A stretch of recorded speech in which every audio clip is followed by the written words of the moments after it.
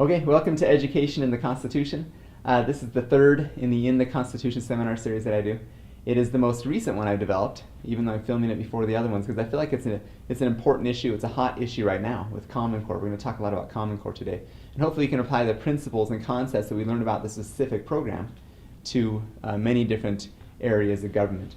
So we're going to get into the Constitution and find out what it has to say about education. So first of all, the quote by Aristotle: "All who have meditated on the art of governing mankind have been convinced that the fate of empires depends on the education of youth." That makes sense because empires are perpetual, they're generational. And in order to go from one generation to the next, it is passing on those values and ideas and teachings that will keep the empire going. Okay? Now it's interesting, you look at someone like Vladimir Lenin. If we were to give him a score on the freedom scale, okay, from 0 to 10, what would he have?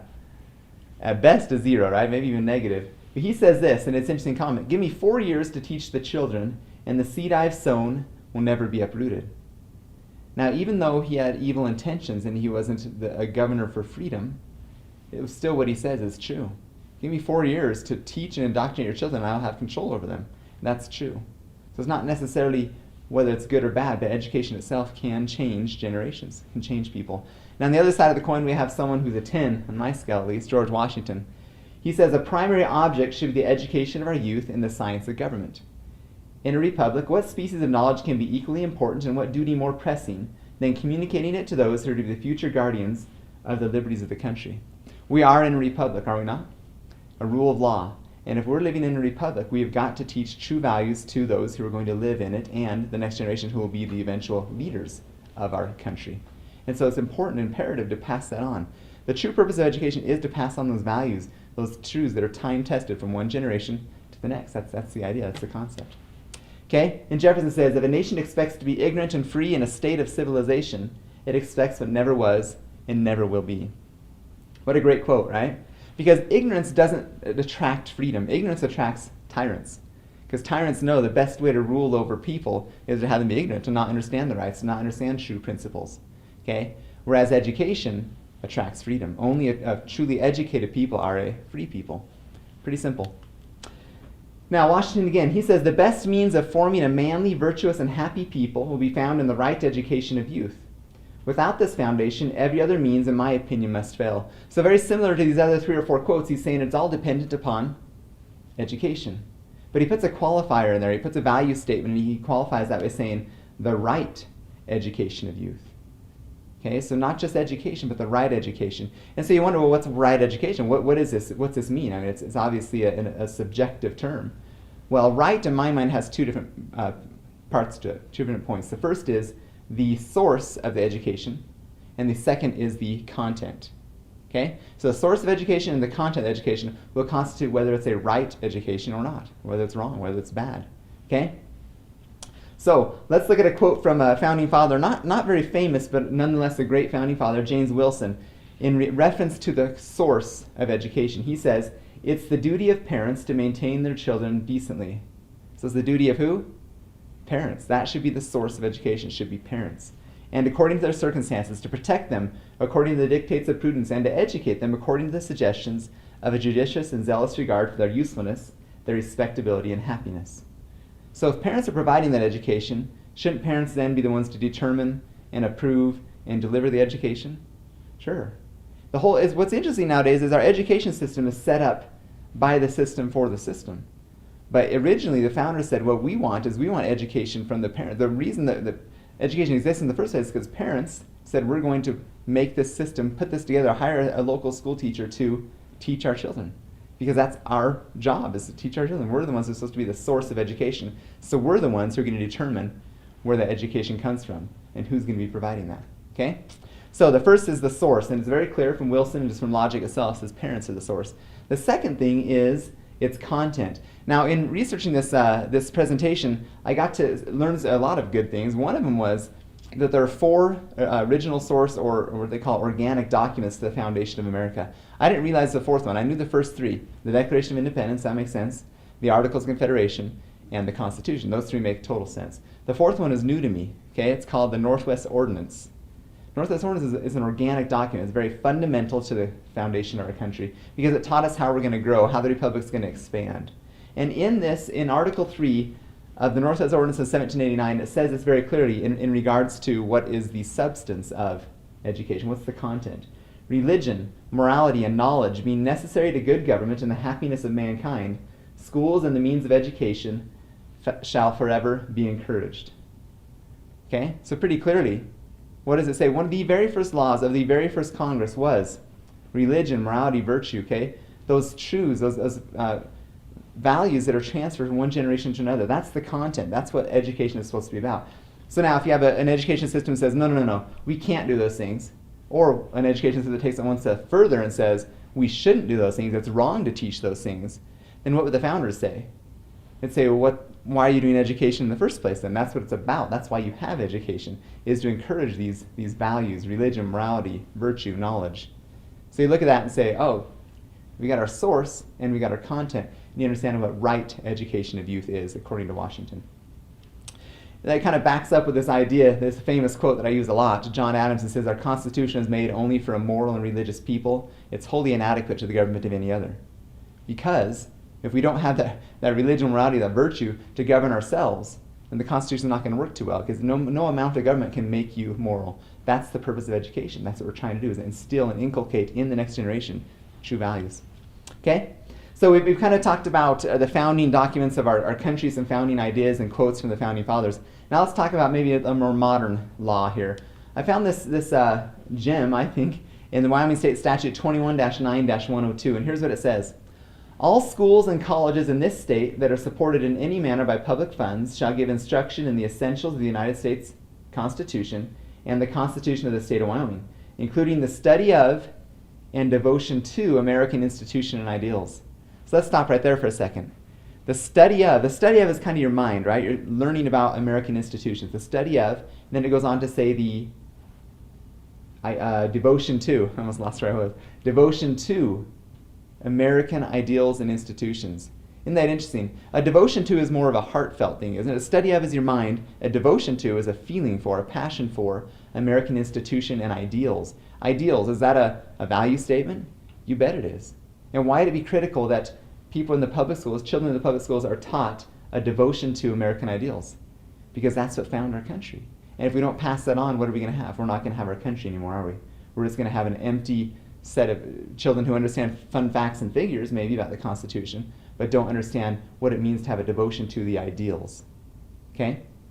Now, it's interesting because the very next, let me finish the statute, I guess, here. It says, and no student shall receive a high school diploma, associate degree, or baccalaureate degree without satisfactorily passing an examination on the principles of the Constitution of the United States and the State of Wyoming. The instruction shall be given for at least 3 years in kindergarten through grade 8, and for 1 year each in the secondary and college grades. It's a pretty interesting, now you know why I call it a gem. I think it's very explicit. Even the lawmakers in our state see the imperative nature, why it's so important to teach these ideals and to make sure they happen. It's interesting because 21-9-103, the very next statute, says this in its entirety. Willful failure on the part of any school or college administrator or instructor to carry out the requirements of Wyoming State Statute 21-9-102, this one we just read, shall be sufficient cause for the removal of such person from his position. Now, I never advocate using that as a threat, ever, okay? But what we want to do is understand they're dead serious about this. This is very important. So if we were to talk to our school board, talk to our superintendent, talk to our principals and say, hey, this statute says we need to teach a devotion to American ideals. How are you doing that? It's required. Not only is it required, but it says that your job's on the line. Your job's dependent upon you teaching this. Now, when I was in school, I wasn't taught that. I wasn't taught American ideals, a devotion to them. I was taught maybe fun facts and figures. You have to be 35 to be president. Okay, how many senators from each state? But that's not a devotion to American ideals. Those are just study of the institutions, right? What about the devotion to the American ideals? That's critical, and it's important. It's essential to the essence of education, isn't it? To understand true government, how it should work. Okay? Now, getting into the Constitution, where does the Constitution talk about these different things? Okay? We're going to get some basic ideas. The first thing, we've talked about this in many other presentations, the most important power you have in any organization or group or government is the power to make the laws. And the Constitution, right after the preamble, the very first words of the Constitution, Article 1, Section 1, Clause 1 says, all legislative powers herein granted shall be vested in a Congress of the United States. Okay? And it's interesting to understand, so the lawmaking power, the power to make the rules, who has all those powers? The legislative branch, okay? Now, the very first words of the Constitution say, all legislative powers. So how many, we're talking about education here, let's do some deductive reasoning, okay? How much legislative power is left over for the executive branch? None. How much is left over for the judicial branch? None. Okay, all legislative power is in Congress. Now, that's an important point to make. Let's go to this next slide, and I don't want anyone to get excited and say, wait, that's a Democrat or current president. That's not the issue, okay? This quote by our current President Obama are remarks made on September 23rd, 2011, and the remarks regarding No Child Left Behind. But in all honesty and sincerity, I can name any number of Republican presidents in the last decades who said things very, very similar to this, okay? So this is not unique to him. But here's what he says in this quote. I've urged Congress for a while now, let's get a bipartisan effort, let's fix this. Now, is that wrong? With what we just learned before, Congress is in charge of all legislative power. Is it wrong for the president to say, hey, let's get together and fix this? At first glance, you may say, yeah, it's wrong. There's no power left over to the executive. But let's look at it a little more clearly, because the president does have a role in lawmaking. And it's described in Article 2, Section 3, Clause 1. And here's what it says. He shall from time to time recommend to Congress's consideration such measures as he shall judge necessary and expedient. So for President Obama or any other president to say, look, let's get a bipartisan effort, let's fix this, is that wrong? No, it's perfectly consistent with the Constitution. In Article 2, it says that's what he can do. Okay? Now let's finish off the rest of the quote and analyze that a little bit. Congress hasn't been able to do it, so I will. Now, is that a problem? Yes, because the chief executive is not in charge of making laws, he's in charge of executing the laws that are made by the legislative. Our kids only get one shot at a decent education. They cannot afford to wait any longer, so given that Congress cannot act, I am acting. Now that's where we have a problem, right? Because constitutionally we know the executive's job isn't to make the law or initiate the law, the executive job is to execute it. So for him to say, I'm going to do it now, because Congress won't, that's a usurpation of power he does not have. Now, so he continues and concludes his talk or his comments here by saying, so starting today, we'll be giving states more flexibility to meet high standards. So the generous federal government has allowed the states to meet higher standards. Okay, so we'll get into that a little bit. Once again, this is not a Democrat-Republican issue. It's a freedom versus tyranny issue. It's a following the Constitution, principles of freedom versus doing whatever you feel like doing because you want to. Now, going back to Article 1, Section 1, Clause 1, we can look at this and understand there's some other things that are said here, because if Congress has all legislative power, which they do, does that mean that Congress can make whatever laws they want to make? No, why not? Well, because clearly in Article 1, Section 1, Clause 1, it says, hearing granted. The only powers Congress can make, or only power Congress has to make laws, are within those powers that the people themselves have granted to them in the Constitution. Okay? They have to be hearing granted. Now, did we the people ever grant to the federal government the power to legislate over education? No, it's that simple. Okay? This should remind us of the 10th Amendment. Here we're going to look at this real quick. The power is not delegated to the United States by the Constitution, which is education, right? We never gave them that power. Those powers are not delegated to the United States by the Constitution, nor prohibited by it to the states. Those powers are reserved to the states respectively or to the people. So very clearly the 10th Amendment says the very highest level of government that should be involved in education is the state government. Federal government can't get involved. We never gave it to them. The 10th Amendment very clearly delineates that. Now, why is there a misunderstanding? A lot of times, I think the big misunderstanding we have with education, with anything the federal government gets involved with, we say, well, if the federal government's involved, then obviously they're supreme and we have to follow what they say. They should be involved in this. They have a national interest in this. That's not what the Constitution says. And where this comes from is a misrepresentation, misunderstanding of the Supremacy Clause. Okay? Article 6, Clause 2 is the Supremacy Clause, wherein it says, this Constitution and the laws that shall be made in pursuance thereof shall be the supreme law of the land. There's a qualifier there. We talked about this in the first presentation, right? There's a qualifier. Those laws have to be made in pursuance of the Constitution. Is a federal law that is made regarding education, does that pursue the Constitution or does it negate it? It goes against it, doesn't it? It goes against the Constitution because the Constitution clearly says it's not the power of the federal government to get involved in education. So regardless of any federal laws written about education, that in and of on its face very clearly is not constitutional. So to say we have to follow it, the federal government supreme is to misunderstand what the Supremacy Clause says, because it says the Constitution is supreme, and the Constitution very clearly says this power is never given to you, so therefore you don't have it. Okay? And supremacy, too often, federal government trumps the state. So if the federal governments have an idea about education, it'll trump the state education. That's not true. That's unconstitutional. And to blame that on the Constitution, to misconstrue the Supremacy Clause is a blatant misrepresentation of truth. And the idea that we want to keep power close to the people. Okay? This idea of supremacy is based on this concept called federalism. A lot of times when we hear this word federalism, those of us who think like I do, which I'm sure you do, that the federal government's getting too big, it's growing way too big. We see federalism and say federalism must be a bad thing. But federalism is a great thing. It's a very foundational block of our country. It's a principle of freedom. And I'm going to explain to you in my way of looking at this how this applies, okay, to try to clear this up. The first idea behind federalism is that we, the people, are sovereign with God-given unalienable rights. Now, under the British Crown, when we were in colonies, we were subject to who? Who was the sovereign of Britain? It was the king, right? But when America was formed, the sovereign, it was tipped on its head, and the sovereign became the individual.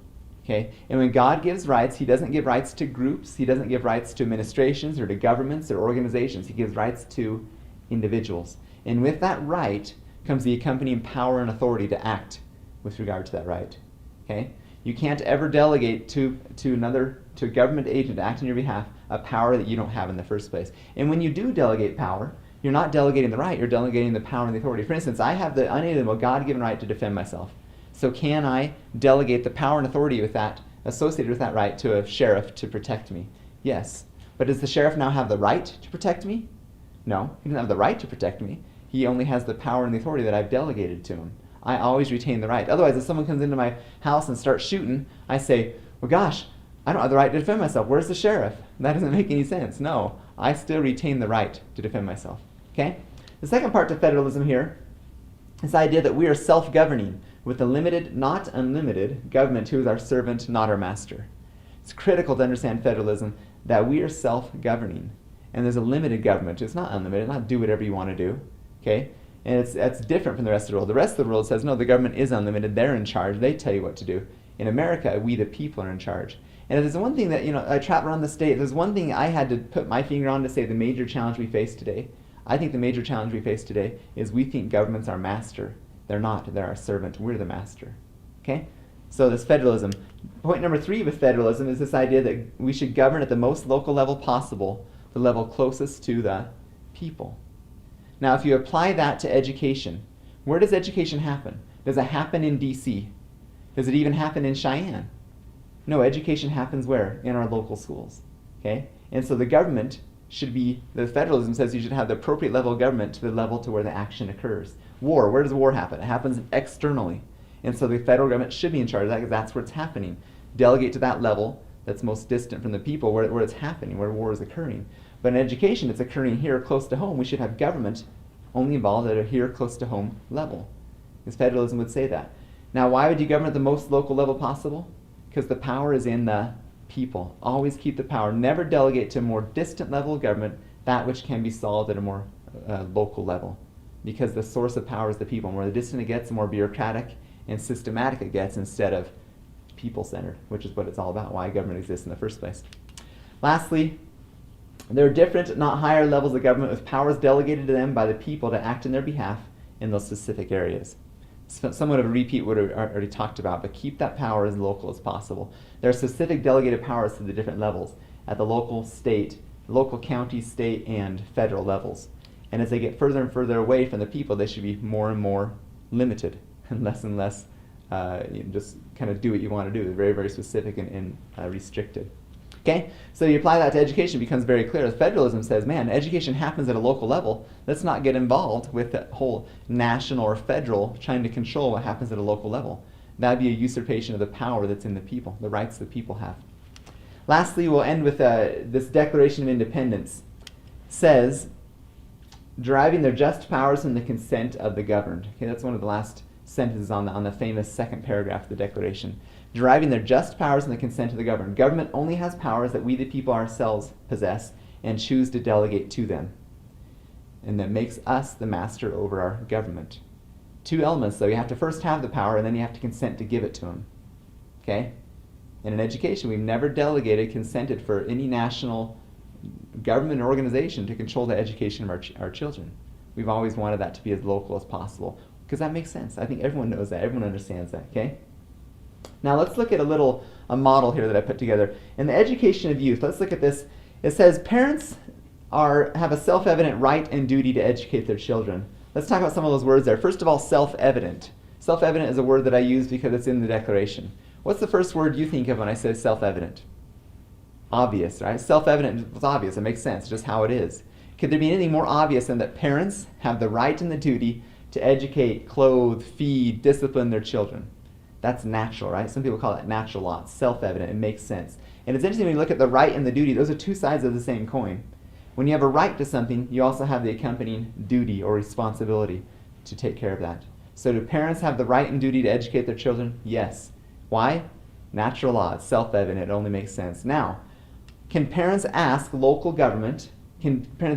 to local government limited power and authority to help them in the education of their youth? Yes. Does that violate any principles? No. You can delegate and ask an agent of government to act in your behalf to help you educate your children.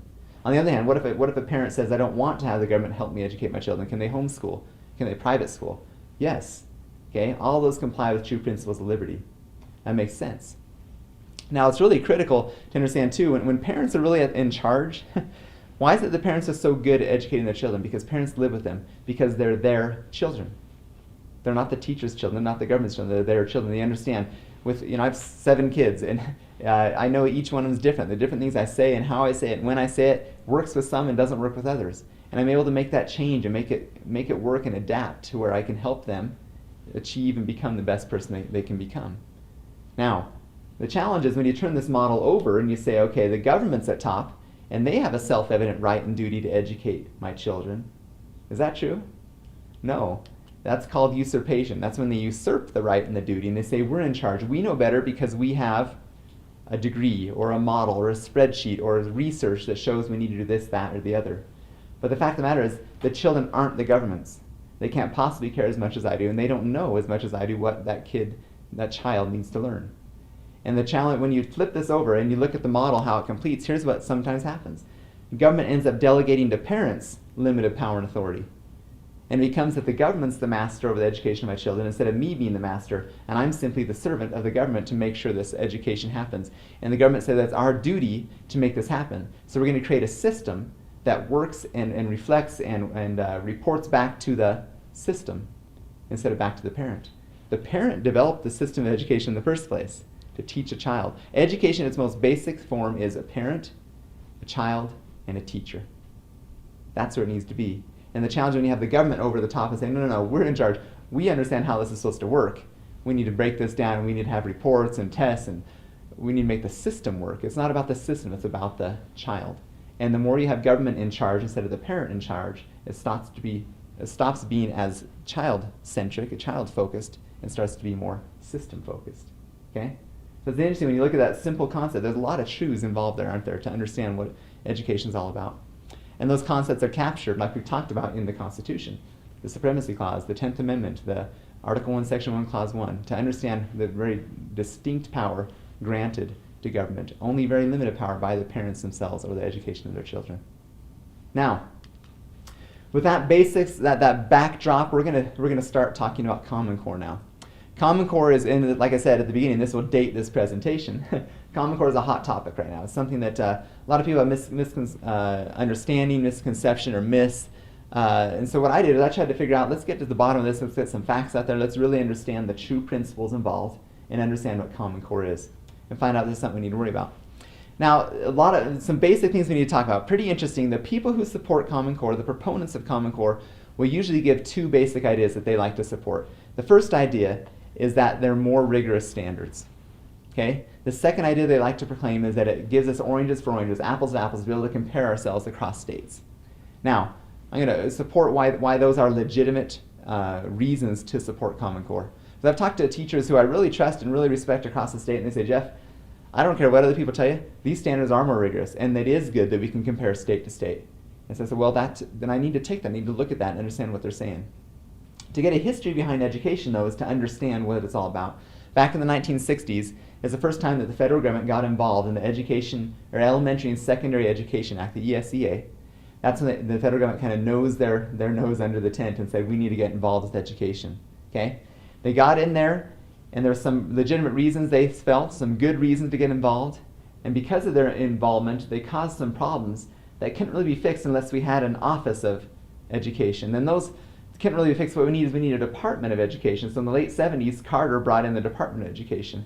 And with those apparent things they were going to fix, they caused some more problems where we needed, we need to abolish the Department of Education. That's what Reagan ran on. That didn't quite work out. And then we have Goals 2000 of Clinton, which causes more problems, and we need to have No Child Left Behind by President Bush. And then we have Common Core.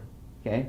So you look at these challenges, what happens is when the government intervenes and crosses principles of freedom, it violates principles of freedom, the natural consequence is we need to fix those problems. The way to fix it, according to the government, is more government. And that causes more problems. We need to fix it with more government and more government. So let's look, for example, at the most recent change here, No Child Left Behind. Okay? 2001, No Child Left Behind gets together and says, look, if you states, you need to have 100% proficiency by the year 2014. If you don't hit 100% proficiency, we're going to start taking away grants, having control, imposing on your freedom. So states said, okay, well, we can set our own, the federal government said you can set your own standards. You can set your own levels of proficiency. What is that 100% bar you want to set? So the obvious incentive for states is if they have to be held to 100% standard, what are they going to do to the standard? They're going to lower their standard, right? Does that make sense? Of course they're going to lower their standard because then they can hit 100% of it. Now, states across the board lowered their standards. The challenge was some states lowered them much more than others. I've been told, and I don't have all the details behind this, but that Wyoming lowered their standards a little bit, but other states lowered their standards a ton. And it's not fair when they say, well, Nebraska's 100% proficient and Wyoming's only 82%. That's not fair because we're here, even though it's only 82%, they're at 100%, but we're much better. And it's not fair because you're not talking apples for apples. So what did Common Core do? Common Core fixed that problem. So we are talking apples for apples. Okay? But why did that problem exist in the first place? Because of No Child Left Behind. Okay? To have this equal standard, it would just exist in the first place because of the No Child Left Behind and the money and the grants and the control and the power that was associated and tied in with that. Now, remember the other comment that's a more rigorous standard? Well, remember they dropped their standards in order to have No Child Left Behind compliance, right? In order to be able to comply easier with that. So would it surprise anybody that the standards have gotten more rigorous? If that, there's a lot of debate about that, but if that is indeed the case, would it surprise you to think that the standards have gotten more rigorous? Of course they have. Because Common Core is solving a problem that No Child Left Behind created, which was supposed to solve a problem that Goals 2000 created, which is supposed to, right? See, the story of history. Education is no different than any other issue with government, whether it be Social Security, whether it be Medicare, whether it be whatever it may be. It's always government coming in to solve problems that government itself solved, which always results in less freedom to the people. So proponents of Common Core will say, hey, it's good. Okay, it's good to have this apple-to-apple comparison. Or let's say it's better to have these better standards. But we need to back up because the issue isn't whether it's good or better. When you're talking about what's good or better, you're talking about outcomes.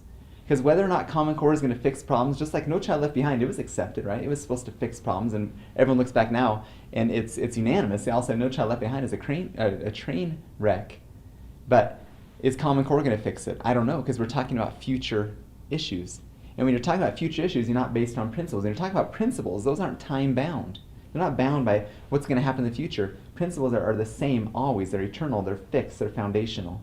So what we need to do is back up to the principle, not whether Common Core is good, okay, because it provides a nice standard, or not because it's better because it provides a more rigorous standard. What we want to find out is if Common Core is right. And the way to find out if it's right is you compare it to principles. Daniel Webster had this to say about this concept. He said, "It's hardly too strong to say that the Constitution is made to guard the people against the dangers of good intentions." Okay? I'm not saying whether or not people in Common Core have good intentions. What I'm saying is good intentions isn't the bar that needs to be cleared. The bar that needs to be cleared is whether it's right, not whether it's good.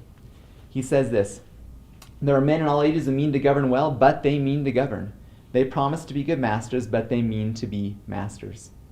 So very clearly with Common Core, the issue isn't whether it's good or better. The issue is whether it's right. And is it right for top-down government, for top-down involvement in education? No, it's wrong. It violates principles of freedom like we've talked about before. Okay? So let's get into Common Core a little bit more and understand what it is, because there's a lot of arguments, a lot of debate about what it actually is. Here's the questions, though. The three questions I think to pose are: what is it? How does it affect me? And then what can I do about it? If I know those three questions, then I understand what Common Core really is, don't I? And then we can move forward with some type of action plan of what it even matters. Does it affect me? What is this thing? And what can I do about it? Okay? So let's look at some things here. This first question, what is it? We're going to break this down. There's quite a few myths and facts about this. We're going to break it down to 4 points. Okay, the first point, I think if we understand these 4 points about Common Core, we'll understand what it really is. Okay, first point that's debated often is Common Core is a state-led initiative. That's the first question. First point that's debated. The second point is Common Core is only a set of standards, not a curriculum. Okay, that's hotly contested by both sides. Point number 3 is there were no federal strings attached to Common Core. And point number 4, Common Core introduces a massive data collection system. Okay? So those are our 4 points that we're going to discover. If we can truly answer those 4 points, then we'll really know what Common Core is. Okay? As I've gone around the state and talked to dozens and quite a few superintendents and board members and chairmen of board, I think we all agree these are the 4 debatable points that really are foundational to understand. So let's go to this first one then. Common Core is a state-led initiative. Now the question behind this is, why does it matter in the first place if Common Core is a state-led initiative? Why does that matter? Well, because of what we just talked about, right? The Constitution, that's why it matters, because of the 10th Amendment. Okay? Because of the Republic, and Republicans rule of law, and our law is the Constitution. It clearly states that government's not supposed to be involved in, at the federal government level, in education. Pretty simple, okay? So let's look into this a little bit. Highlighting this idea, Common Core is a state-led initiative. Okay, that word state is highlighted. Well, what's a state? A state is simply the citizens of the state. In a republic, citizens are represented by elected public servants whom the people themselves gives power to enact laws on their behalf. The only legitimate lawmaking body at the state level is the legislature. Okay, so if you were to say quite simply, what is a state? Well, the state is the legislature.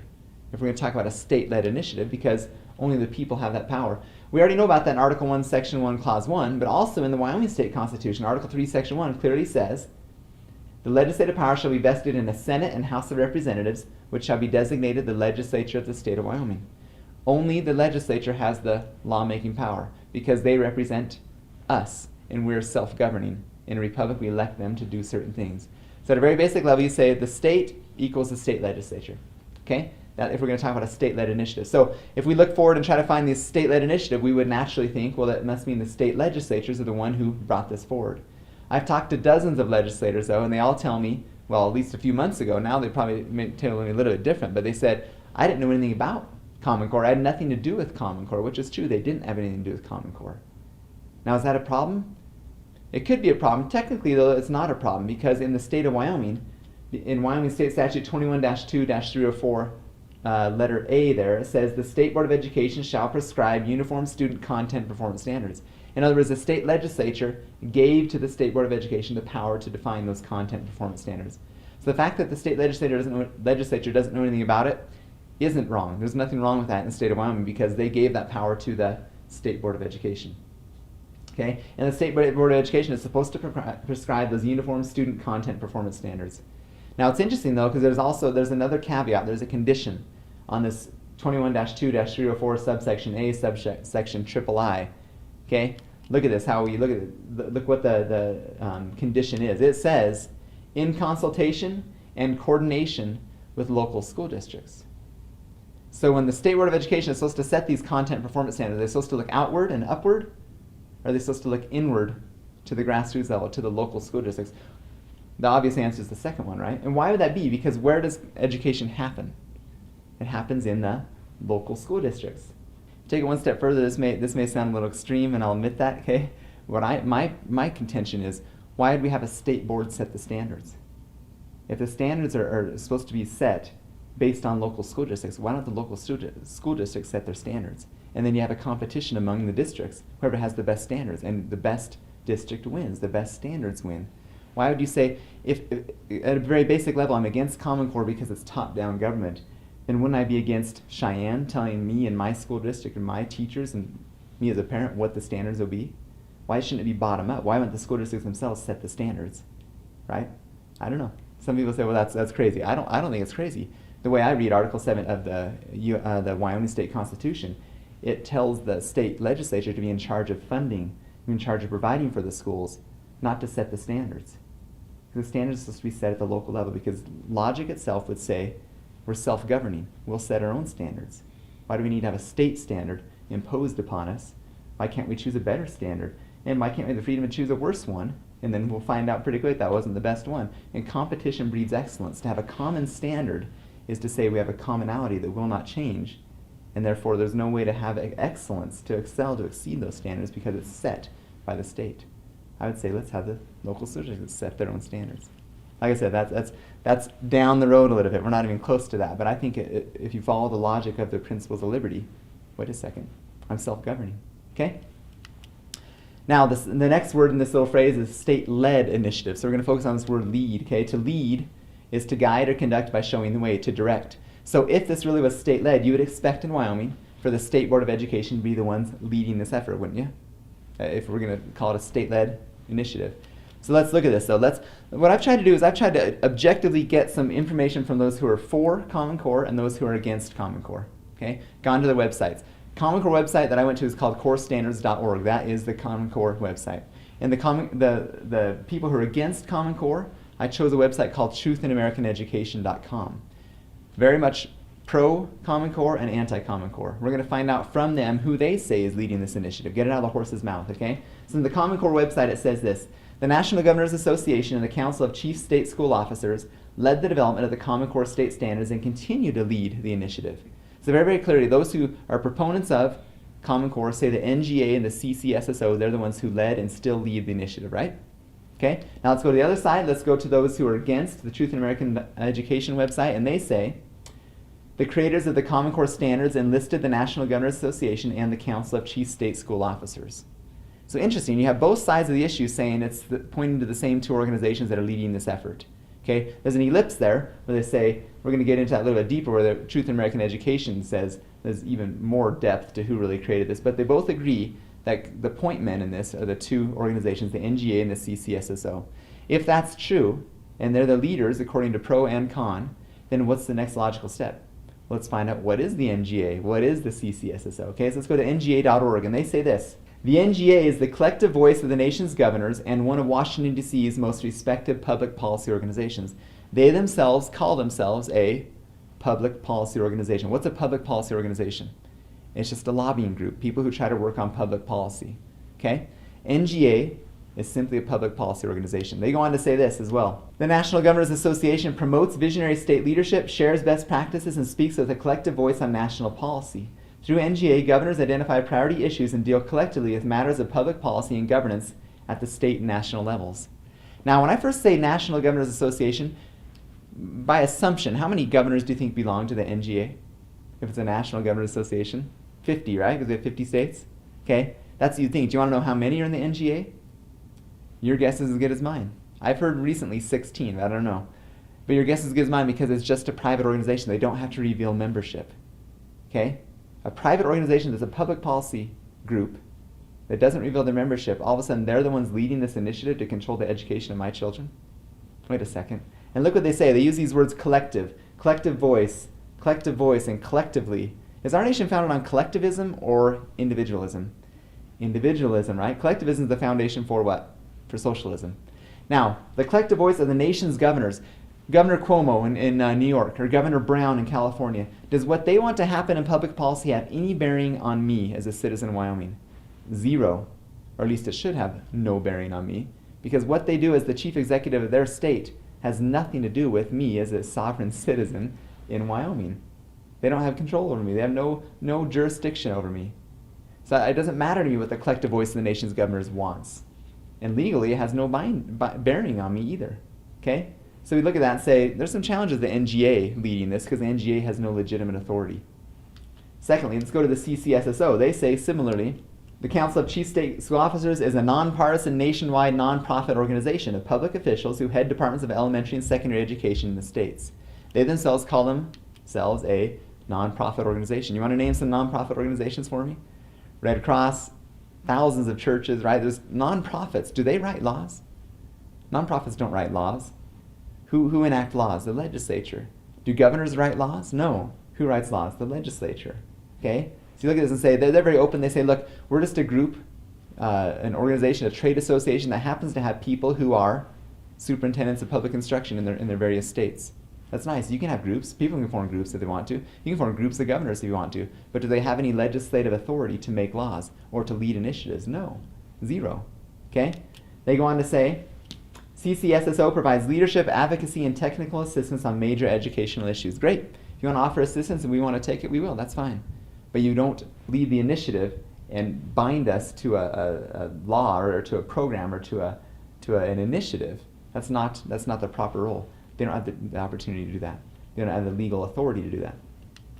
Now, this last word, initiative, okay, we're going to try to focus in on this. Here's these words: the nation's governors and education commissioners. I wanted to focus on this. We've seen this quote before, but I wanted to focus on the intent here. If governors and education commissioners, what really kind of irks me about this is they're playing on the ignorance of the American people. To say, this is state-led and we can prove it because the governors, and in our case the superintendent, the governor and the superintendent led this initiative. Well, what we've learned is, do the governor and the superintendent have the authority to lead an initiative? No. Only the legislature, because the legislature directly represents us, and we've given them the power to set laws and rules, okay, regarding the education of our children. Governors and superintendents don't have that power. They have the power to execute it, not to lead it, not to initiate it. So it's really a bothersome thing to take advantage of, say, oh, well, states must be leading this because governors are lead. Governors don't lead. Governors execute. Legislature leads, okay? The basic idea of freedom and those principles. So let's get to this, the Truth in American Education website. This is where we kind of clarify what they say. These Common Core standards were initiated by private interests in D.C., in Washington, D.C., without any representation from the states. Okay? They're saying, we'll take this one step further and tell you who really started this thing. It was some private interest without any representation from the states. Eventually, the creators realized the need to present a facade of state involvement and therefore enlisted the NGA and the CCSSO. Okay? So they enlisted this facade to look like it's the states who led it. Well, it was a private organization who led it and brought the governors and superintendents on, but the governors and superintendents don't lead state initiatives either. So it's flawed in many different levels. Okay, so if you look at this, it's a myth. Common Core is not a state-led initiative. If you look into what the word state and led and initiative means, with common sense, it's not a state-led initiative. Okay? So let's look a little bit more. If there's some more credence in the Truth in American Education website, let's look and see what they say as far as explaining a little bit further. Neither of these groups, the NGA and the CCSSO, had a grant of authority from any particular state or states to write the standards. Okay, the bulk of the creative work was done by Achieve Inc. Now, if you want an earful or an eyeful, go to achieve.org. They'll let you know exactly. They've been involved in trying to write national standards for a decade now or more. Actually, almost 2 decades. Achieve Inc., a DC-based nonprofit that includes many progressive education reformers who have been advocating national standards and curriculum for decades. Massive funding for all this came from private interests such as the Gates Foundation. Now, what would Bill Gates have to stand to gain from this? Most people say money. And I'd say, I don't know. My research hasn't shown that it's all that much money issue. Because when you have billions upon billions of dollars, does money mean that much anymore to you? What it really means? Power. Power. And what can be more powerful than having control over the hearts and minds of America's youth? Could there be anything more powerful than that? Okay? Bill Gates, is he a proponent of small government or a proponent of big world government? Very much a big world government guy. So would he have a reason to say, we want to control the standards, we want to control the teaching of these kids? Why? For money? Well, maybe he might make a few million. But for power? You bet. Huge power. If you can control the standards and make common standards for every kid in the United States, there's a huge amount of control in that. So we've established that Common Core isn't state-led, but just for fun, let's assume it was state-led. Let's assume the state legislatures did lead this all across the United States. These 50 state legislators got together and said, let's move forward on this. Okay, let's make that assumption for a second. Would that make it constitutional?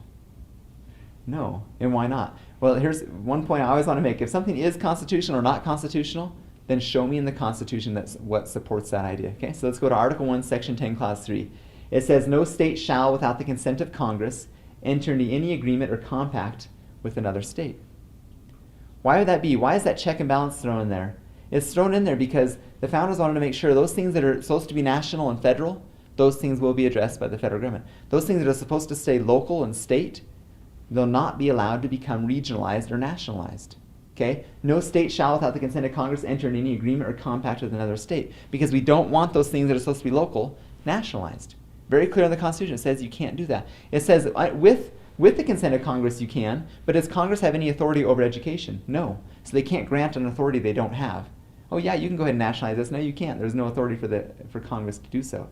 So there's simply no way for something like this, even if it were state-led, to be considered constitutional. Which that kind of blows out of the water our first precondition here, right? Was, well, the reason this matters is because if it's constitutional or not. If it's state-led, it is constitutional. Well, actually, to back that up and now look at the Constitution itself, Article 1, Section 10, Clause 3 says even if it were state-led, it still violates the idea of federalism, of keeping at the local level the local control over education. Okay? Now moving on to point number 2 here. Point number 2 says Common Core is only a set of standards, not a curriculum. Okay, this is the most common simple response I get all the time. The Common Core is just a set of standards. Okay? Interestingly enough, standards didn't even come into existence till around 1997 in Wyoming. Do you want to guess why they came into existence? Because of federal involvement. We needed federal grants and federal approval and federal money, and so we said, well, we better put standards together. They want us to put standards together. So most people in America have graduated from systems that didn't have government set standards. There are standards that are developed locally by teachers who say, of course, they've always been standards. Teachers say, I want to have my child know the addition, their multiplication tables by the time they're in the 3rd grade. Those are standards, those are good. But they were never top-down imposed by government till around 1997, when we needed to comply with educational standard requirements of the federal government. Isn't that interesting, okay? Are standards bad? No, standards are great. We want to have standards. We want to work towards those. Now, why the focus on the difference between standards and curriculum? Okay? Why do proponents of Common Core say it's just a standard, not a curriculum, don't worry about it? And then those opponents of Common Core say, wait, the standards do affect curriculum. Well, even federal law, there's 3 specific federal laws. I'll point to one of them right now. It says, no provision of any applicable program shall be construed to authorize any department, agency, officer, or employee of the United States to exercise any direction, supervision, or control over the curriculum, program of instruction, administration, or personnel of any educational system, institution, school, or school system. So why the difference? Because there's very blatant and clear language that says you can't control the curriculum. And they say, well, then it's not curriculum, it's a standard. Okay? Now, is there any tie behind standards and curriculum? Well, I think there might be. Okay? Standards, at a very basic level, are set. And the only way to find out if you're hitting those standards is if you write assessments, correct? You go through assessments and find out, are we hitting those standards? So those assessments are written to measure if the students are achieving the standard. Okay? Now, curriculum is written to prepare students to perform well on the assessments so they can prove that they're hitting the standards. So, do standards have any control, any bearing over the curriculum? Yes, they do. Okay? And very, very interestingly, I'll have to give all my quotes somewhere on my intheconstitution.org website. You can go and get all the references to this. But it's very, very clear in the MOA, the Memorandum of Agreement, it very clearly says the state has the freedom to adjust their curriculum to hit the standards. Now wait, I thought you said the standards don't affect the curriculum. Yes, they do. If you have the freedom to adjust your curriculum how you want to at the local level, but it has to comply with the standards, isn't there a condition on the curriculum? Isn't the curriculum affected by the standards? You bet it is. That's the whole point. You don't write standards just for the fun of it. You write standards so that they trickle down through the assessment and the curriculum to hit those standards. So it'd be nice to have that process itself. That's not a bad process. What's wrong with it is if someone from the top down sets it and imposes it on you. If it's you setting your own standard and assessing to see if you're hitting it and then writing the curriculum to make sure they're hitting those standards and assessments, that's great. But if someone's imposing it on you and you don't even agree with it, that's what the problem is. And you had no voice in setting it up. Okay? Looking at another perspective, from the teacher's perspective, standards. No one's against accountability in education. All of us in the private market know we have to go to work and we have to perform or lose our jobs, right? So to have a standard and to have an assessment is fine to make sure they're hitting those. But here's something called a high-stakes assessment when it comes into this Common Core. This idea that these assessments are used as objective proof to measure a teacher's effectiveness in helping students achieve the standards. It's objective proof. Okay? Whether or not you hit this assessment, whether or not a certain percentage get it, that proves whether you're a good teacher or not. And if you don't hit it, you're going to get put on probation. And if you don't hit it 2 years in a row, you're going to get fired. That's high stakes. And what happens? The very narrow focus becomes that test. You better do well on that test because it affects your longevity. It affects your salary. It affects your security with your home and your family you're trying to provide for. Okay, so you go to the next step here in curriculum, and it says the curriculum drives what teachers teach, since how well their students do on the assessments will determine and directly impact a teacher's monetary rewards and job security. There's every incentive in the world for the teacher to teach to that test, period. Because if they don't hit that test, they're not going to have a job if they don't perform well on that test. That's high-stakes testing. Now, is there anything wrong with really holding our feet to the fire and making sure that happens? That's great that things like that happen. Once again, if it's top down, if it's imposed upon you by some other organization that you had no input into, and you're simply complying with a top-down mandate, that's where the problem comes into play. Because the teachers I know, and this is the point I want to very, very, very clearly make. If you're against Common Core, which I am, it's because I'm for teachers and I'm for local administrators. That's the point. I'm totally for that. I've yet to meet, and I've met dozens of administrators and teachers throughout the state, maybe even hundreds, but in particular the ones that are with my kids. I've never met any of them that haven't been pro-child. That's why they get in the industry. That's why they're there. They want to teach. They want to use their skills to help a kid become passionate about learning or reading or math. And I love that about those teachers. And the last thing in the world I want is for them not to be able to do what they think they should do with my child and make the adjustments to teach them how they want to. Do all my kids, does any child learn at the same level and learn the same things the same way? No. And so we want to have that adjustment. When you have a tight, buckled down system that says you will hit this and you will hit this and you will teach this in order to hit the standard, that's when you take away from them the freedom. So the argument that it's a standard, in my opinion, and it's not a curriculum, doesn't hold water because the standard directly affects the curriculum. And I don't want outside influence. I'm against Common Core because I'm for our local superintendent. I'm for our local school board. I'm for our local teachers. I want them to be in charge. I trust them. I trust their ingenuity. I trust their passion. I trust their innovation to do what's best for my child. That's what I love about it. To say if you're against Common Core, you're against education, no, that's untrue. That's the opposite. I'm against Common Core because I'm for education.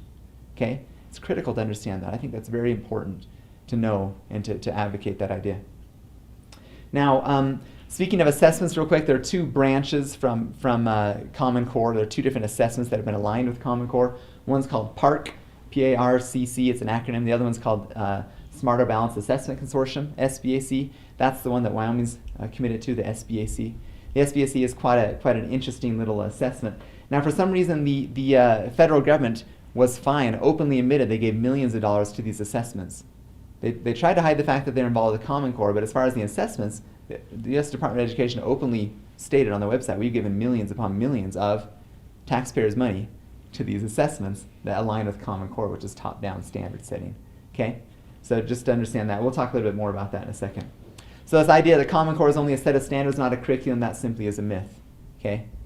If you want to talk technically, oh yeah, it's just a standard. But if you want to talk reality-wise, you better believe it affects the curriculum. And that is a violation on my right as a parent to be able to determine what my child will be taught, instead of have a top-down agency tell me that, or a top-down organization tell me that. Okay, point number 3 then, moving on here, is this idea there were no federal strings attached to Common Core. Now this is kind of interesting, because over and over the federal government will use this excuse, look, we didn't make the states do this, and so it's not a mandate, they didn't have to do this. And I don't buy that at all, okay? Because the idea is they're not supposed to be involved in it in the first place. And for them to give the opportunity for the states to say, yeah, we do want federal involvement, that doesn't fly. That doesn't stand with principles. It'd be like me, okay, I have 7 kids, right? It'd be like me telling the oldest 4, look, you don't get to go to Halloween. You don't get to have any candy this year. It's going to be for your younger siblings, okay? So we're not doing that. You guys can stand here and hand out candy, but only they are going to get dressed up and go do that. And I come back an hour later after Halloween's done, upstairs in the room, and they've all divided all the candy, and I walk into the room, and all the older kids have all the candy. And I said, well, I thought I was pretty clear here. The candy is supposed to be for the little kids, not for you. Hey, we didn't make them take it. We just offered them $1 for every piece. Well, the fact of the matter is you weren't supposed to have it in the first place. And to say that we didn't make them, that's not the issue. The issue is you weren't supposed to have it in the first place. The issue is the federal government isn't supposed to be involved in doling out money for education. They're not supposed to be involved. So for them to say, we didn't make the states, it wasn't mandatory, they chose to, and it was up to them, it doesn't fly. It's not an honest application of the principles of liberty. Okay? So to say there are no federal strings attached to Common Core, and we're going to get into this. I'm going to have a bonus feature on this DVD where we talk in great detail about this next slide. So we'll just hit some of the highlights. But if you want to look, you can find on the financial statements of the NGA, which are the people who copyrighted the Common Core. Look at their financial statements. 2010, $5.4 million in federal grants. 2011, $5.8 million in federal grants. 2012, $4.9 million. So to tell me there are no federal strings, and look at the financial statements, it says very clearly there are millions of dollars being given by the federal government to Common Core. Okay? Don't tell me that doesn't exist. Okay? The question becomes, why does it matter if federal strings are attached to Common Core? Well, because this idea of federalism. Because if the federal government's involved in it, they're violating principles of federalism. Okay? So here, like I said, here's this timeline. We'll have a bonus feature called Common Core Timeline, where we get a lot of details. So let's briefly hit some of the highlights. In the spring of 2009, the ARRA, okay, the American Recovery and Reinvestment Act, it's also called the stimulus bill, it earmarked $4.35 billion to the Department of Education. Okay, taking money from the people and saying we're going to give $4.35 billion to the Department of Education to use. Problem, right? And the Department of Education is the federal government, they're not supposed to be involved in that. Now, in the spring of 2009, then Governor Freudenthal and then Superintendent McBride signed an MOA, a Memorandum of Agreement, to accept Common Core, okay, to commit to Common Core. Those are the actual words, to commit to Common Core. Now, those detractors from this say, no, it wasn't a commitment. We could get out of it whenever we wanted to. Well, if you read the actual MOA, and that's where this bonus feature will get all the details behind that, the actual words are commit to adopt Common Core. Okay? A lot different than just, oh no, we're just exploring it. No, you're committing to it. That's what the MOA said. That's what you signed your name to. Okay? The next thing, in the summer of 2009, the Department of Education announces a Race to the Top. Race to the Top is a competitive grant. We're going to take money from you and we're going to let you compete to get it back. Okay? And it's conditional upon accepting Common Core. Now, some people may correct me and say that's not true, Jeff, you're being misleading, because it wasn't conditional upon accepting Common Core, and it's true. It was conditional upon accepting career and college readiness standards. And guess what? The only career and college readiness standards available at the time was Common Core. Okay, so I stand corrected, but there's the full story. Pretty simple. It is conditional upon accepting Common Core. And at that point, Governor Freudenthal and Superintendent McBride say, hey, look, we're already on board. This is good. We've already committed to Common Core. And so we already kind of stand in a good position to get federal money from Race to the Top. We should be praised as heroes. We got ourselves in a good position for federal money. January 2010, Wyoming applies for Race to the Top. They apply for a $162 million grant, $81 million of which would go straight to the school districts. Okay. Now it's an interesting little aside to say that our Wyoming Department of Education openly said, look, we didn't get any Race to the Top money. And that is true. We applied for it, we wanted it, we complied as much as we could, but they turned us down because we didn't quite jump through all the hoops. So for them to say, look, there are no federal streams, we didn't get this $162 million, is misleading. We applied for it, we tried to get it. And is there any federal money? Well, yeah, we already found out there's at least $15 million of grants in 2010, 11, and 12, federal money, very directly tied, okay? Now, February 2010, Title I funding is tied to the adoption of Common Core state standards. What's Title I funding? Title I funding is all the money for the low-income kids. It's all the free lunches. It's huge amounts of money to make the schools run. Okay? So look, if you don't accept Common Core, we're going to take away Title I funding. Do you call that federal streams? I do. Another one I didn't put in here, Race to the Top. No Child Left Behind. No Child Left Behind is universally accepted as a horrible program, a train wreck, right? Like we talked about before. On both sides out, everyone says it's bad. And so states are racing to say, please let us have a waiver from No Child Left Behind. It's a horrible system, it's bad, it's flawed fundamentally. And guess what? The federal government says, yeah, Department of Education, we'll give you a waiver to No Child Left Behind if you adopt Common Core. Now, if Common Core is so great, why is it that we have so many punishments for not accepting it and so many incentives for accepting it? Interesting concepts, right? Look at this. June 2010 is a really interesting date here. June 16, 2010 says Common Core standards are released and the State Board of Education adopts them 2 weeks later. It's interesting because, and we'll get into this more into the bonus feature, the more the details here, but there's a document put out by the WDE, the Wyoming Department of Education, that says all we did was vote to consider adopting Common Core. Okay? So I went and looked up online the State Board of Education minutes on the meeting of June 16, 2010 at Fremont County School District 25 in the boardroom at Riverton, Wyoming. Page 6 under Common Core Standards, it says, quote, Dana Mantavigia, I'm not sure how to pronounce that name, moved the board approve the adoption of Common Core state standards in English language arts and mathematics in the next revision of the Wyoming Content Performance Standards to be completed by December 2011. Okay? Goes on to say, it was seconded by Mike Hemnicek, not sure how to say that one either, and the motion carried. So very clearly, it says in black and white, she moved that the board approve the adoption of Common Core state standards. That means they approved the adoption of Common Core state standards. Not that they approved the idea to consider them, it says we're adopting them. And why is that critical? Because they're adopting them before the process of sending them to the public and sending them to the revision committees. It's already been approved. Okay? That's a challenge, and that's why they came out with the document saying, no, it was just approved to consider. No, it was approved to adopt, it says in their own minutes. Okay? That's an interesting one to look at. Now, in November 2010, Wyoming signs on to the SBAC, the Smarter Balanced Assessment Consortium. It also, if you look at it, its governing document, kind of interesting. If you want to get out of the SBAC, it says you have to, point number 3 says you have to have a written request submitted to the project management partner. Point number 5, upon approval of the request, the project management partner will then submit a change of membership to the U.S. Department of Education for approval. So if you want to get out of this consortium, you have to ask some project management partner. He has to approve it. He or she has to approve it. And then the U.S. Department of Education has to approve it. Does that sound like state control? It sounds like you're locked in, doesn't it? Because that's what you are. You're locked in. Okay? Other interesting things here. It says the state is committed to implement a plan to identify any existing barriers in state law, statute, regulation, or policy to implementing the proposed assessment system, and to addressing any such barriers prior to full implementation of the summative assessment components of the system. So in other words, if you have any state law that doesn't allow us to put this assessment into place, you need to identify those barriers and a plan to overcome those barriers. So in basic terms, this may sound like I'm blowing this up or saying the sky is falling, but in basic terms, they're saying, look, if what we're doing is illegal, you need to find a way to make it not illegal. Wow, hold on a second. Does SBAC sound like a fun program, a good little assessment program, or does it sound like a control? It's control. And it's funded by the federal government. Okay, so well, anyway, moving on. Well, no, actually, let me give you one other thing it says in the, it says the grantee must provide timely and complete access to any and all data collected at the state level to the education department, or its designated program monitors, et cetera, et cetera. So if you want to be part of the SBAC, you agree to provide timely and complete access to any and all data collected at the state level to the education department. Wow. Hold on a second. We're going to collect data to hand over to the federal government, and any and all data? We commit to that when we sign on to the SBAC. That's a huge violation of freedom. Okay. Spring 2011, Wyoming Standards Revisions Committee meet. Now remember, what's the problem with the Wyoming Revision Standards Committee meeting? Well, the problem is they're meeting after it's already been decided. It's just a perfunctory group who's getting together to look like we're revising this.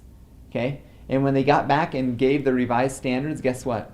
Those standards had 0 revisions. Not a single apostrophe or comma was changed. Okay? They had already committed to it. It was already a done deal. They're just meeting just to go through and rubber stamp it. And then to add insult to injury, December 2011 to February 2012, they had public comments and hearings. And they received all the public comments and hearings. The WDE says we received all these public comments and hearings, and guess what they did with those? Nothing. They didn't change, once again, anything, and the Common Core state standards were accepted and approved 100% by the State Board of Education in April 2012. Okay? So you look at this, there should be some bells and whistles going off saying, wait a second, we got the cart ahead of the horse. We're committing to things with governors and superintendents that have no power to do so. We're adopting Common Core and then putting it out to the public and say, do you want this or not? You've already adopted it. And the proof's in the pudding is when it comes back, no changes are made. And then the State Board of Education goes ahead and approves it again to act like, oh no, it was put out to the public, and after a year and a half of looking at it, now we're going to approve it. No, you already approved it. You're just trying to backfill. Okay? There's a challenge there. Now, I don't know what people's intentions are. I'm not sure. I'm not going to ascribe any, ill-intentioned motives to anyone, but saying the facts are the facts. And there's some challenges there. All right, so there are no federal strings attached to Common Core. That is a very big myth. Very much attached to it. There's facts that can prove that. Point number 4, Common Core introduces a massive data collection system. I want to be clear, as I've done the research, it's not that Common Core introduces a massive data collection system. It very much complies with continued and more aggressive data collection. Okay? There are 2 questions related to this data collection. The first one is, will data collection occur in Common Core? The second question is, if data collection is used just to provide a feedback loop to monitor and improve the effectiveness of the education system, what would be wrong with that? What's wrong with that? Okay, so let's address the first question. Will data collection occur? Well, the CCSO, who copyrighted our Common Core, okay, they say, quote, continue funding the creation of enhanced P20 data systems. Now, what's a P20 data system? Okay, that's probably best answered by asking what's K-12. K-12 is kindergarten through 12th grade, right? P20 is pre-kindergarten, and if 12 is the 4th year of high school, 16 is the 4th year of college, 20 is the 4th year into the workforce.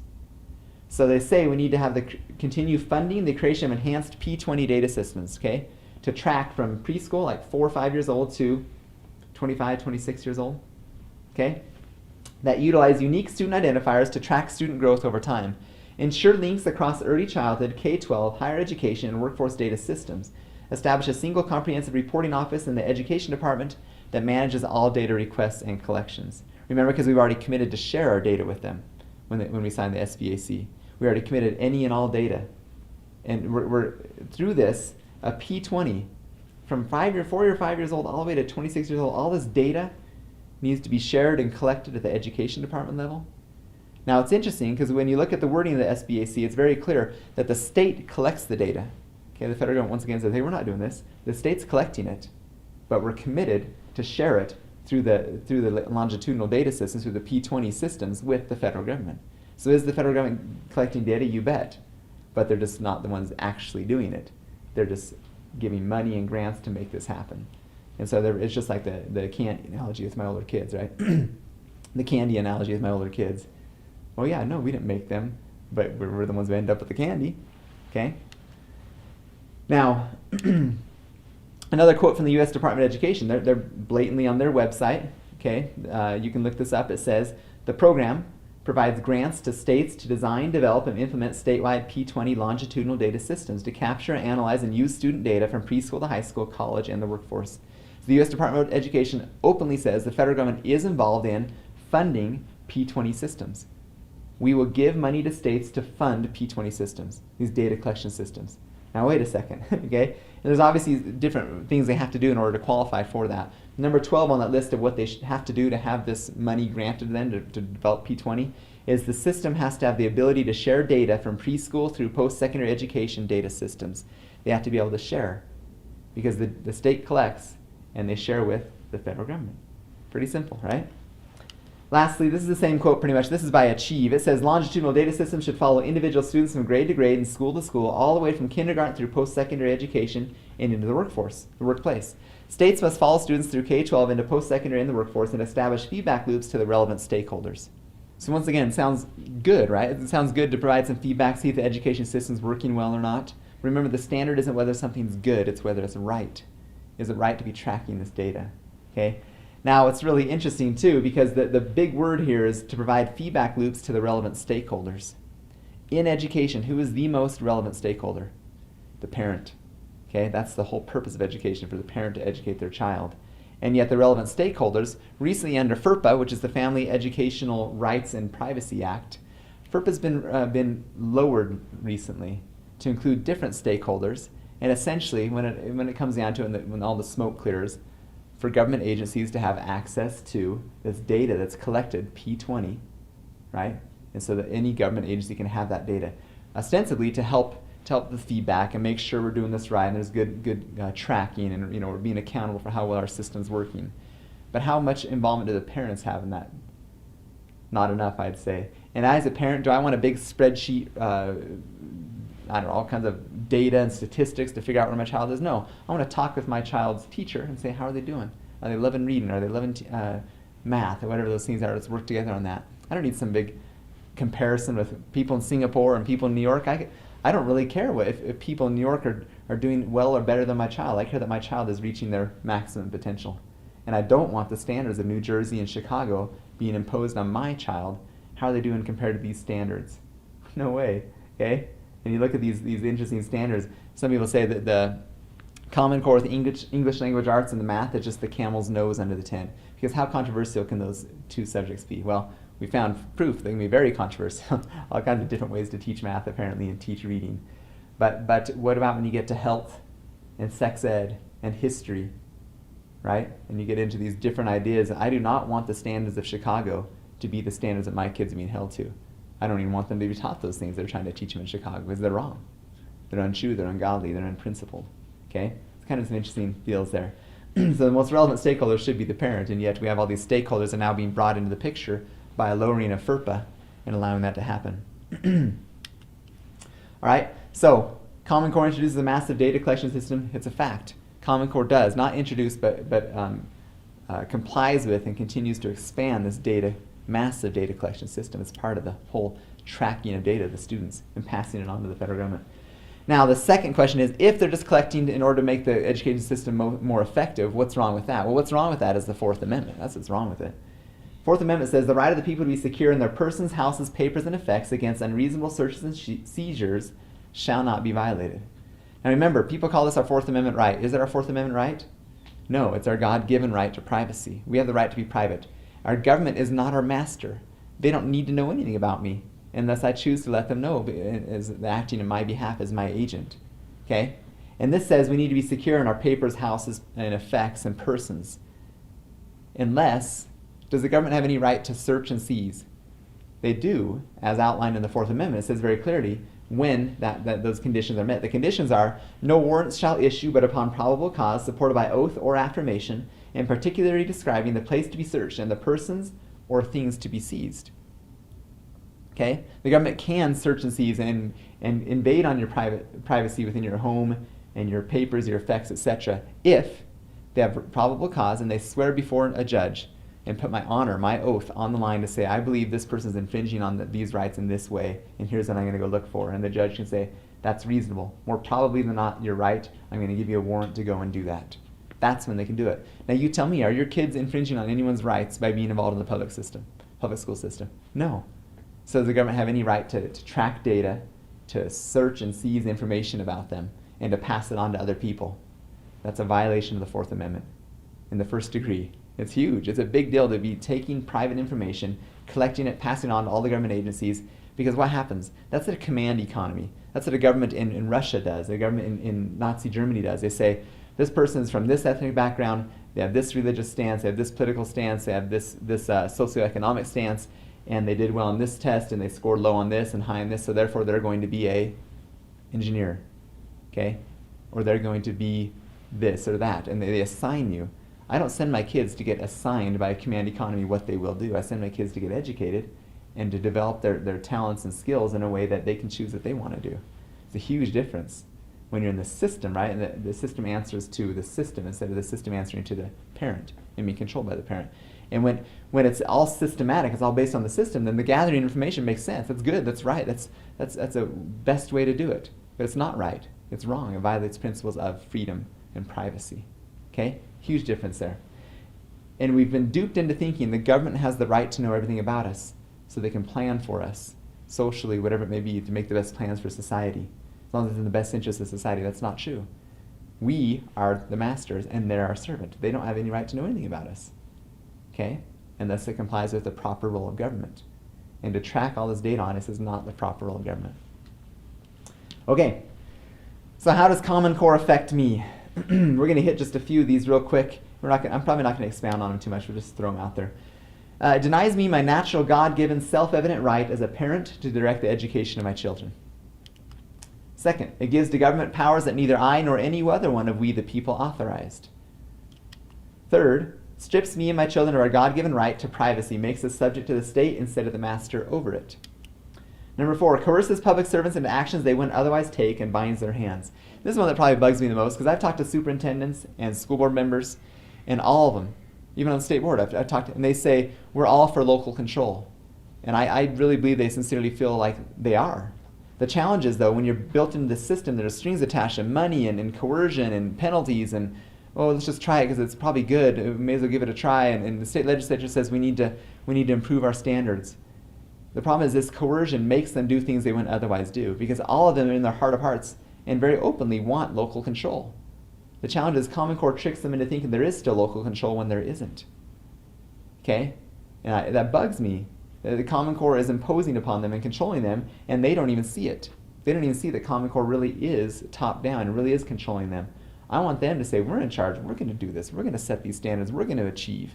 That's what needs to happen. And it stifles my children's progress and individuality, turns my children into numbers and data points instead of individuals with unique interests and challenges. Because when you look at a child as an individual, things change. When you look at them as a data point and as someone who's trying to hit a common standard so we can prove that we're hitting the same as every other state and we can interchange them from state to state and still have the same results, there's a different perspective. That's a systematic perspective instead of a child-based perspective. Because my individual child is what matters to me as the parent. That's what needs to happen. And that love and that interaction, that passion, that exchange of ideas and values, that's what I want to happen. Not that they hit a certain test score. It all becomes test scores. It's not about test scores. So now the issue is, what can I do about Common Core? I've already described what it is, how it affects me, and then what can I do about it. That's where we're going to get to the rubber meets the road here. And this is no different than any other presentation I do. That I feel there's 3 steps. The first step is to educate yourself on principles of freedom so you understand right and wrong. Not good or better, but right and wrong. Number 2, we need to share information with others. And I always talk, don't shake, just share. We need to share information with other parents. And every parent or grandparent or taxpayer should be interested in the education of our youth. It's critical, it's vital to the survival of our country, right? Number 3 is to make a plan and do it. Okay, so let's address these specifically when it comes to Common Core. The first thing is to educate yourself. What I suggest is we need to understand what the relevant constitutional principles of freedom are regarding education. We also need to understand who are the constitutionally defined decision makers in education. Lastly, what authority do the decision makers possess? We've already talked about, in the state of Wyoming, who's in charge of setting performance standards? It's the State Board of Education, okay? What power does the superintendent and the local school board have? They have power over the curriculum. My opinion is that that's very much controlled by those standards, but they do have the power to set the curriculum. Now, it's interesting, if you go to the state board, or go to the local school board or the superintendent and tell them, don't follow Common Core, I don't want you following it because I'm the parent, I'm in charge. What you're asking them to do is break the law. You can't do that. You have to be reasonable. What power do they have? They can't not follow it, okay? They have to follow it. They're bound by a statute, by law in the state of Wyoming to follow the standards set by the State Board of Education. So when you're going forward and making a plan of action, make sure you're asking someone to do something they legally can do. Don't ask them to do something they can't do. That's disrespectful. It shows a blatant misunderstanding, and they're going to say, what are you're trying to tell me to break the law? Get out of here. I don't even want to listen to you. But if you go with a proper course of action, we're going to talk about what that proper course of action would be. We have to understand the principles. We have to understand the principles related to education. If we talk about the different good or bad or get in a conversation argument, well, this is good or this is better, this is worse, that's not the issue. The issue is it's wrong for top-down education, and Common Core is a manifestation of that top-down education. So the second point is share information with others, okay? We need to identify other like-minded neighbors, friends, and family and share information with them. The issue is every parent, grandparent, taxpayer, they should all be concerned about this, shouldn't they? Because this is a big deal. The education of our children is the next generation, how our republic's going to survive or not. And the most important thing I think to let people know is, like I said before, I'm anti-Common Core because I'm pro-education. I'm pro-local control of education. I like our superintendent, I like our chairman of the school board, I like our school board, I like our teachers, our administrators, principals. That's why I'm against Common Core, because I'm for local control. That local government, the superintendents, the school board, the teachers, they've been told, this is what you will obey. Okay? They've been mandated, and they're supposed to, by state law, follow those things. They have to. And so they're naturally resistant to anyone speaking against Common Core. It sounds like we're against them. We're not. We're against the principles. We're against the principles it violates. Okay? Or we're against the violation of the principles, better said. Okay? And it's important that they know that, and then they know that we're in support of them. We're not against them, we're in support of them. And what we want to address is whether it's right or wrong. We want to address the principles behind it. We don't want to address whether they're bound to it or whether they just have to go forward or it helps us get some money. We're not interested in that. We're interested in the principles. And once we can get to the principles and understand, we can understand together that it's wrong, and we agree that it's wrong. Top-down control is wrong of education. So how do you do that? One of the best ways to do that is a video, right? There's tons of videos online about Common Core. Share this DVD with your friends and family, okay? If you go to someone and start talking about Common Core and they throw something at you and you're like, whoa, I don't know, it's uncomfortable, I'm never doing that again. I don't know what to say. No, what I'm suggesting is find a video. You don't have to be the expert. Share some information with them so they can learn for themselves, okay? Now, point number 3 is to make a plan and do it. Here's this first idea. The first idea is let's write a letter to the governor stating that since he appoints the members of the State Board of Education, you intend to communicate with him regarding their actions and to hold him accountable for their actions. Is this a threat? No, it's just a simple acknowledgement that we live in a republic, and a republic is representative government. Okay? Those State Board of Education members who are making decisions about the standards of my kids, their education standards, they're not elected by me, they're appointed by the governor. I can't touch them. They have no accountability. Regardless of whether I like what they do or not, it will not affect their appointment. But I do affect the government's election, the governor's election, because I elect him. And I'll let him know, look, what they do, since I can't affect them, I'll hold you accountable for it, because they're your appointee. Okay? It's not mean spirit, it's simply to let him know. There's some power riding on the line here. For you appointing, you'll be held accountable for them. If they continue to support anti-freedom and support destruction of principles of freedom, then the governor should answer for that, because he's the one who's appointing them. The next point is encourage your state rep or senator to sponsor a bill to halt the implementation of Common Core. Some state reps and senators may say, well, we can't do that. We already give the power to the state board. We can't say make that decision. Oh, you made the wrong one. We're going to take it back. Okay, that'll be a response, a common response. And my response is, wait a second. who's in charge here? The people are in charge. And are you telling me that we can't do anything about the state-appointed board that's making all these decisions? No, we're in charge. And since you created the board, you give them the power, you can take it back and say, no, you're wrong. And if we present and they get enough of this information, these true principles and these violation of principles, let's say, yeah, it only makes sense to say time out, hold on. Let's look into this. Let's not implement Common Core. There's so many ways that it's wrong and it's bad. We don't want this to happen. So I don't hide behind a bureaucratic board. Say, yes, I represent you and we're going to make a change here. We're going to challenge this. Next, ask your state representative to sponsor a bill to make the State Board of Education a regionally elected board. Okay? They should be elected. And that should happen. That should be something they should stand for. Yeah, you bet. You should have a say in what standards are because there's standards for your child. Okay? Now, like I said earlier, I would advocate one step further. Let's get the power to make standards back in the hands of the local school board, because the local school board represents the parents, and may the best standards win. But for now, where we're at, the first step, let's get the school board, State Board of Education to be elected instead of appointed.